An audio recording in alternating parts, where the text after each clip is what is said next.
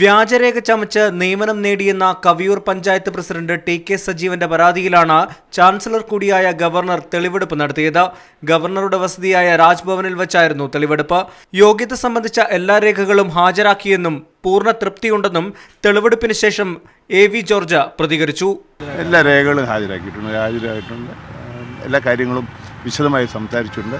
പൂർണ്ണ സംതൃപ്തിയോടെയാണ് ഞാൻ മടങ്ങുന്നത്. അതേസമയം തന്റെ വാദം ഹൈക്കോടതിയും സുപ്രീം കോടതിയും അംഗീകരിച്ചതാണെന്നും അതിന് സമാനമായ അനുകൂല വിധി ഉണ്ടാകുമെന്നാണ് പ്രതീക്ഷിക്കുന്നതെന്നും ടി.കെ. സജീവൻ പറഞ്ഞു.